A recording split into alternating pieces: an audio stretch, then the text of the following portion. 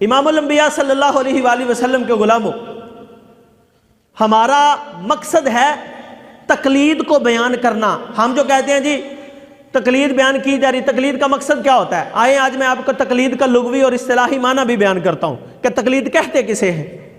کہا تقلید کا لغوی معنی ہے التقلد، اپنے گلے میں ہار ڈالنا۔ تقلید دا لغوی ڈکشنری دے اعتبار دے نال معنی کی ہے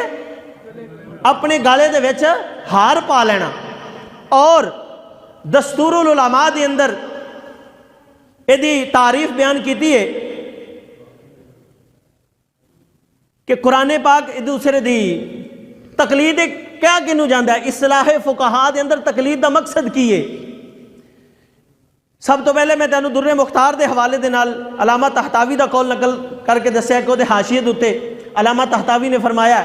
یہ تمسک بہا بین الفقہاء من العلوم، علوم دے درمیان، علوم دے وچ علم دین دے اندر جڑا فقہاء دا آپس وچ اختلاف ہوندا ہے، اس اختلاف دے پیش نظر کسے ایک مجتہد دی گل نو بغیر دلیل تو مان لینا، مجتہد دی گل نو، امام دے قول نو بغیر دلیل تو قبول کر جانا، اینو تقلید کیا جاندا ہے، اینو تقلید کیا جاندا ہے۔ ایدے اوتے میں تینوں مثالاں دینا۔ اگر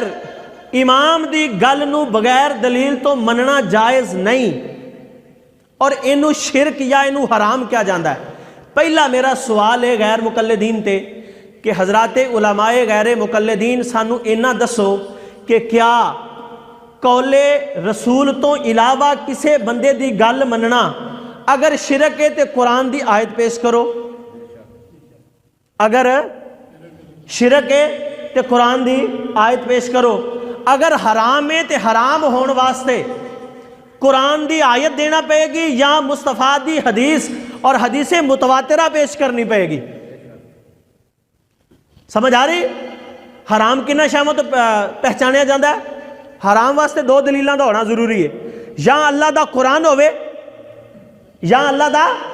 قرآن ہوئے یا مصطفیٰ دا فرمان ہوئے، لیکن اس حدیث نو حدیث متواترہ آکھیا جاندہ ہوئے،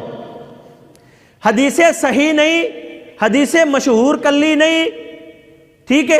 کلی حدیث صحیح تے مشہور تے حسن لی ذاتی تے حسن لی غیری دی گل نہیں، ایسی حدیث کے جدے اتے